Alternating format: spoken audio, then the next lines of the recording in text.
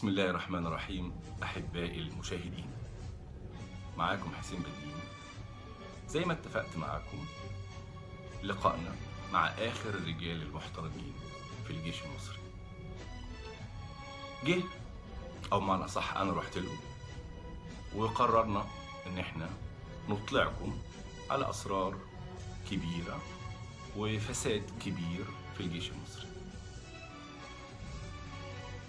الراجل ده ساب كل حاجة، كان ممكن يعيش زي أي ضباط الجيش في مصر، ملك عنده إمكانيات كويسة، مرتباته بتزيد كل 6-7 شهور، ما عندوش أي مشكلة في أي حاجة، ولكن رفض لأن عنده ضمير، لأن عنده وطنية، الوطنية اللي احنا فاهمينها واللي احنا بنعرفها. رفض كل شيء، ورفض إنه يرفع السلاح في وجه أبناء وطنه، ورفض إنه يعيش حياة ممتعة، سيارة وشقة وباشا زي ضباط خونة كتير قوي في الجيش بتاعنا، إذا سميناه جيش. قرر إنه يساعدنا في إنه يلقي الضوء على فساد كبير قوي ملوش نهاية في الجيش المصري. أنا برحب بيه وبشكره على ثقته، وفي نفس الوقت على وطنيته وجرأته إنه يتكلم معانا. زي ما انتم شايفين، بسبب أسباب أمنية مش هنقدر إن احنا نظهر وجهه، لأن ليه عيلة كبيرة في مصر، وزي ما انتم عارفين ممكن إن هم يدمروهم بسببه، خصوصا إن هم عارفين كويس قوي إنه هرب من مصر. حضرة الضابط رتبته مش هقولها، لكن هديله اسم مستعار، هو حضرة الضابط أحمد. سعيد جدا بوجودك معايا حضرة الضابط أحمد. أول سؤال هسأله لك، ليه ما عملتش زي بقية ضباط الجيش في مصر اللي مستمتعين بالمنتجعات السياحية وبالمستشفيات ال5 نجوم، وإن هما بشوات وفلوس كتير وسلطة؟ ليه رفضت ده كله واتعرضت لمحاولة اغتيال وهربت من مصر عشان تتعب وتتعذب في الغربة؟ ليه؟ أنا ممكن أدي لحضرتك إجابة مختصرة في الأول، وهي علشان خاطر ربنا. أما لو حضرتك عايز التفصيل فأنا أفصل لحضرتك في الموضوع. أولا، إزاي أنا شفت بعينيا ونزلت تأمين انتخابات، وشفت قد إيه الشعب كان متعاون، وقد إيه ما كانش فيه ساعتها ولا سلفيين ولا إخوان ولا غيره، بل كان كل الشعب كلته مع بعضه ونازلين فرحانين إنهم بينتخبوا رئيس. وبعد كل المجهود والتعب ده يجي فجأة مجرد اللي أنا مش عاجبني الرئيس، أو عشان انتمائه أو عشان مصالح شخصية أجي أمشيه. ليه أمشيه؟ بالعكس، إحنا كنا كلنا فرحانين بالتجربة، تجربة ديمقراطية جديدة، أول مرة الشعب يمر بها، أول مرة الشعب فعلا يختار، فكنا كلنا فرحانين بالموضوع ده. لكن في لحظة كده يجي ويمشيه، ده صعب. فالتجربة يعني انت بتحكم على التجربة ديت انها بالفشل، فانا كنت رافض ده. يعني انت معترض على الانقلاب العسكري اللي بيدوس بالدبابة بتاعته وبالبيادة بتاعته. طيب، السؤال التاني، ممكن اعرف يعني هل طلب منك او جات لك اوامر باطلاق النار على المتظاهرين؟ اولا الاوامر ما بتجيلناش كتابية، احنا بنبقى نازلين المأمورية عادي، عندنا تأمين مثلا موقع معين بنبقى نازلينه عادي جدا جدا. التأمين انا ضابط كضابط بيبقى معايا قوة من العساكر، نبقى تحت قيادة مثلا قائد الكتيبة عندنا او قائد الفوج بينزل معانا. بيبقى احنا بنتلقى منه التعليمات، والتعليمات دي بتبقى جايه مفاجاه بالنسبه لنا احنا كضباط، بتبقى مجرد شفهيه، اوامر شفهيه. طبعا مفيش اوامر كتابيه. يعني انا ببقى واقف على موقع تاميني عادي جدا جدا، على جامعه معينه، على باب جامعه، على بوابه معينه او ميدان معين. مجرد اللي بيحصل اشتباكات بيني وبين الطلبه اللي قدامي او بيني وبين الناس المدنيين اللي قدامي، ساعتها يقدر قائد المكان اللي هو المتحكم انه يصدر الاوامر وانا انفذ. يعني انت طلب منك ضرب النار على المتظاهرين، حصل ولكن رفضت. رفضت ليه؟ هقول لحضرتك تاني، هي إجابة مختصرة جدا. عشان خاطر ربنا، عشان خاطر الناس اللي أنا شايفهم قدامي دولي. أنا يعني أنا معظم صحابي كانوا بيطلعوا في المظاهرات. فإزاي يعني أتخيل إن أنا بضرب واحد زميلي أو واحد زي أخويا؟ أنا أخويا مش في كلية عسكرية، أنا أخويا كان في كلية مدنية، أخويا الكبير. فأنا متوقع إنه هو وزمايله وغيره وغيره وغيرهم واللي زيهم واللي أحسن منهم كمان هم دول اللي قدامي، فإزاي أضربهم؟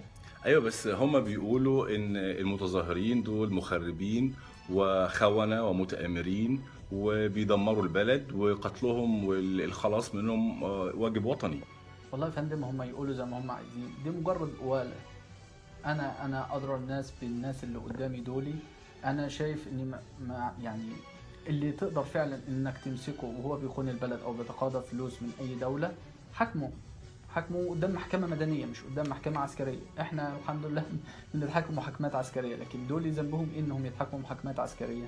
في حد من زمايلك نفذ بالفعل اوامر اطلاق النار وقتل متظاهرين؟ كتير، بس اظن مش هقدر اقول اسماء. لا، واحنا مش هنطلب اسمائهم اكيد يعني. ولكن هو اللي بيستهويني هنا، بما ان راجل دارس علم نفس، حالتهم النفسية بعد ما كانوا بيقتلوا المتظاهرين، أبناء بلدهم، أبناء وطنهم، متظاهرين سلميين عزل ما بيشيلوش أي سلاح، كانوا بيحسوا بإيه؟ ورد فعلهم بعد القتل للمتظاهرين كان إيه؟ بص يا فندم، عشان نتكلم في الموضوع ده بالتفصيل لازم تتطرق الأول إزاي بيهيئوا الجو اللي هم يخرجوا فيه الضابط والمجند إنهم يشاركوا في المأمورية دي. لازم بيأثروا علينا في الأول.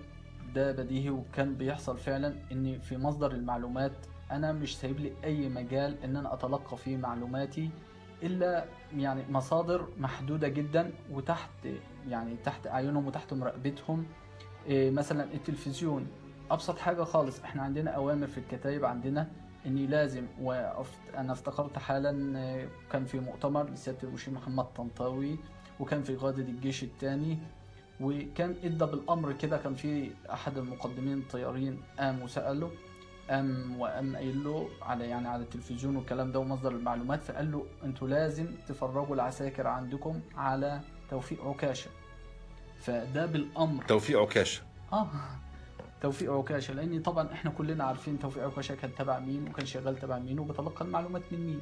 also يعني أمر من المشير طنطاوي للجنود وللضباط بمشاهدة توفيق عكاشة. اوضح لحضرتك حاجة، الامر ما بيجي للست المشير مش مجرد كتابة، هو مجرد بس ان هو يقول اي حاجة في اثناء اي مؤتمر. القادة كلها اللي حاضرة، سواء قادة كتايب او قادة لواءات او غيرها، لازم ينفذوا الكلام ده. لاني برضو انا بقول لحضرتك كل واحد فوق العين اللي بتراقب. طيب، عايز اعرف بعد كده ايه اللي خلى او ايه اللي بيخلي ضباط الجيش اللي بالفعل اطلقوا النار على المتظاهرين ان ما بيكونش عندهم اي احساس بالذنب؟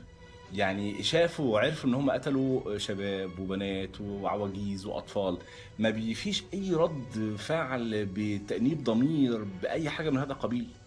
والله بص يا فندم، في اسباب كتير. اولها التغييب، انهم يغيبوا الضابط والمجند عن خطورة اللي هو بيعمله ده. ازاي؟ ابسط مثال خالص، انا الضابط مثلا انا اعرف زمايلي، انا هحكم معلش هيبقى كلامي منصب عليا وعلى زمايلي، يعني ده بيئتي اللي كانت محاطة بي. اولا انا وزمايلي، انا كنت حوالي 24 ضابط في المكان اللي انا كنت فيه. تقريبا احنا 23 او 22 واحد من ال 24 دولي ليل ونهار، حبوب، مخدرات، افلام اباحيه، غير كده وكده وكده. مومنت، لحظة. مخدرات تمام. وافلام جنسية تمام.